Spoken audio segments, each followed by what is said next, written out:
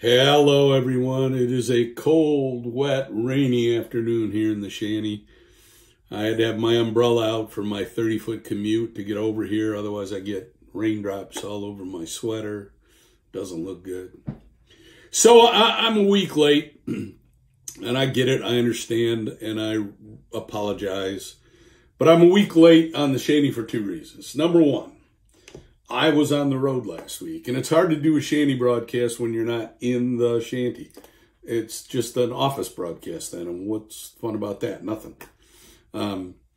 So that's one reason. And the second reason is I was waiting, anticipating the issuance of the OSHA Emergency Temporary Standard that's going to tell us all how we have to deal with employees when we're an employer with 100 or more employees in terms of COVID vaccine requirements and testing requirements. As a matter of fact, I was down in South Central Michigan, actually giving a presentation on what I thought that ETS was going to look like. And interestingly enough, a lot of that presentation was, I don't know, I don't know, I don't know, I don't know. A lot of that going around lately, right? Certainly over the last year and a half or so.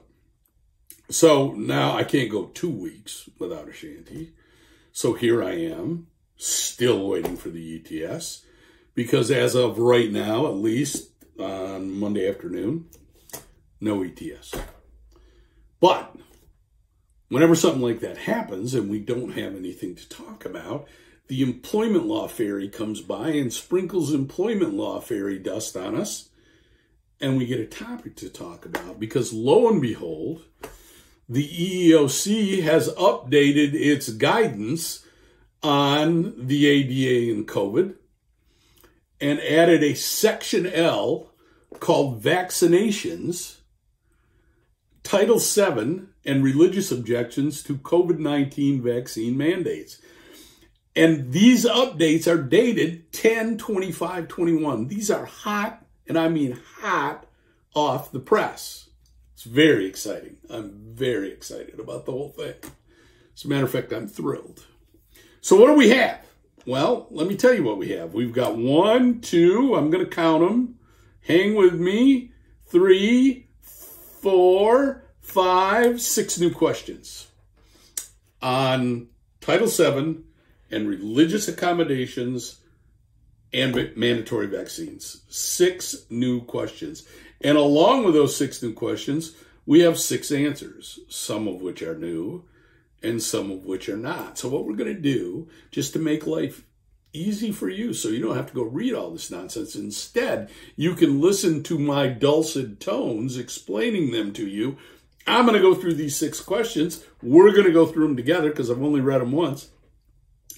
And we'll talk about what the new questions are, what the EEOC thinks is interesting to you, or what you need to know, and what the answers are based on those questions. So question number 1, this is L1 in the new guidance.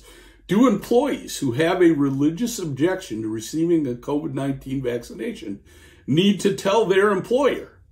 And if so, is there specific language that must be used under Title VII? What a great question.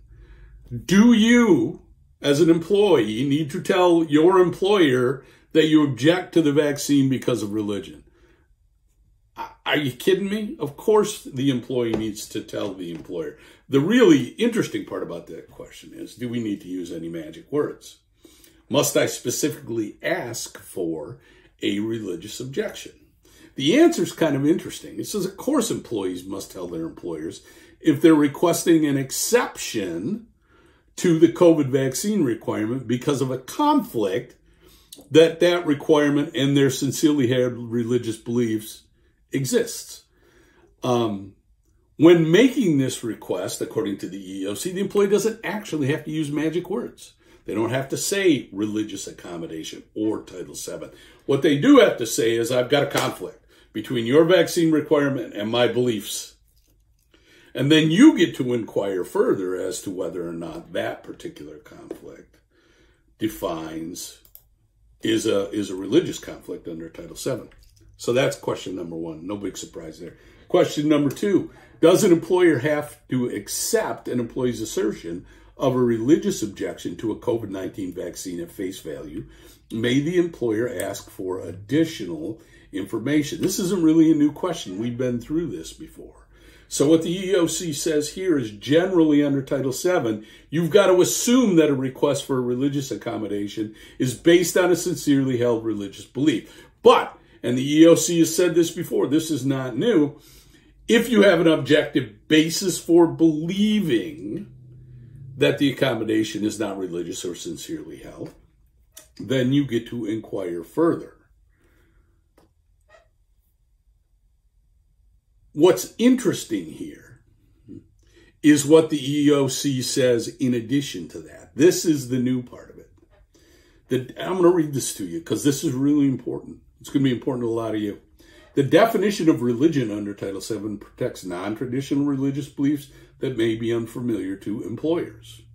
While the employer should not assume that a request is invalid simply because it's based on non-traditional religious beliefs, unfamiliar religious beliefs, employees may be asked to explain the religious nature of their belief and should not assume that the employer already knows or understands it. Again, not new. Here's what's new. By contrast, Title VII does not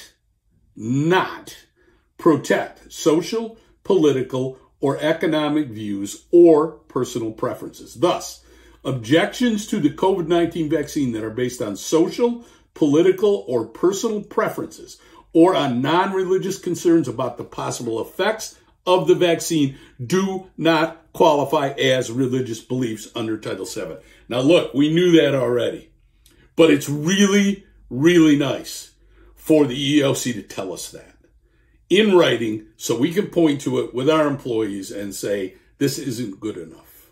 The fact that you're afraid of the vaccine, not good enough. The fact that politically you don't like the vaccine, not good enough. The fact that your personal view is against vaccines, not good enough. That's not a religious belief. That, to me, is an important new development. Well, it's not really a new development, an important stated development. Okay, how does an employer show? Remember now, you don't have to provide this accommodation if doing so would be an undue hardship.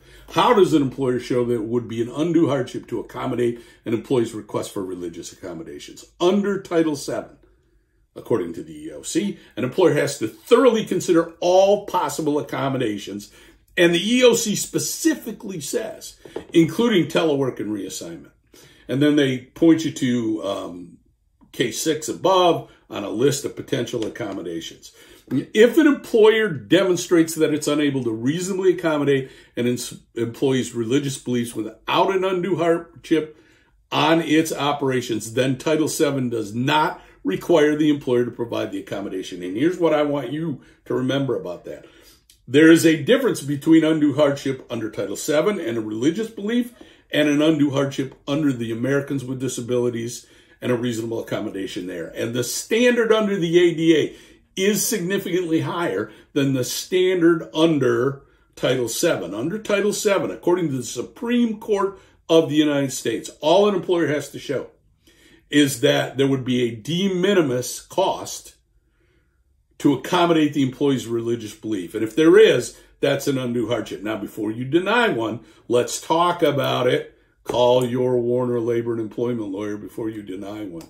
But let's talk about it. If an employer grants, question 4, some employees a religious accommodation from a COVID-19 vaccine requirement because of a sincerely held religious belief, does it have to grant the requests of all employees who seek an accommodation because of a sincerely held religious beliefs? And the answer here should be obvious. The answer is no. The reason the answer is no is because these are individualized determinations under the statute. You cannot put a blanket policy in place that says we're going to do X if you ask for a religious belief. You get in trouble for that. As a matter of fact, United Airlines is being sued for it. You have to make an individualized determination, just like you do under the Americans with Disabilities Act, about the sincerely held religious belief, about the availability of an accommodation, and about what amounts to undue hardship. Question 5. Must an employer provide the religious accommodation preferred by an employee if there are other possible accommodations that are also effective in eliminating the religious conflict and do not cause an undue hardship. And again, the answer here, good for you guys as employers, is no. The bottom line is this. It's what we've known under the ADA all along. I do not have to provide you with the accommodation you want. I have to provide you with an accommodation that is effective. And in this case, effective means removes the conflict between your sincerely held religious belief and my requirement that you get a vaccine, and allows you to perform the essential functions of your job. You might want to have an employee that might want to telework. I might not want that employee to telework, and instead can put them in an isolated office where they're away from other people. That's an example. I don't have to give you the accommodation you want. I can provide you with an accommodation that is effective. And the last question is this. If an employer grants religious accommodations to an employee, can the employer later reconsider the accommodation? And the answer to this is interesting. The answer to this is yes, they can. What the EEOC says here is what we've known on the flip side of this all along, where an employee comes and asks for an accommodation, and then they ask for another, and they ask for another, and they ask for another. Most of that happens under the ADA, not under religion. But the fact of the matter is that this is a living process, and things can change. What might not be an undue hardship today might be an undue hardship 6 weeks from now, or vice versa. It might be an undue hardship now, and I put you on a leave or something like that, and it might not be an undue hardship 6 weeks from now when 95 or 100% of your employee population, for example, is vaccinated.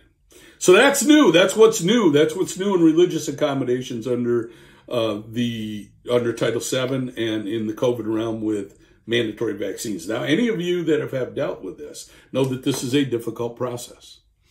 And I would encourage you, if you're going to have a mandatory vaccine policy or in anticipation of the ETS, that you start thinking about this process and how you're going to do this. One of the things that the guidance does say, when we go back to question 1, where they talked about magic words and how to request, the guidance actually says, as a best practice, an employer should provide employees and applicants with information about who to contact and the procedures, if any, to use to request the religious accommodation. So what the EEOC is saying to you there is, think about this now and get a process in place for how employees can ask for these things and how you are going to deal with them as you go forward. And that'll make your life easier. Fabulous seeing you all again. Even though I can't see you, you can see me. And depending on what happens with the ETS, I'll either see you next week or in 2 weeks. Ciao.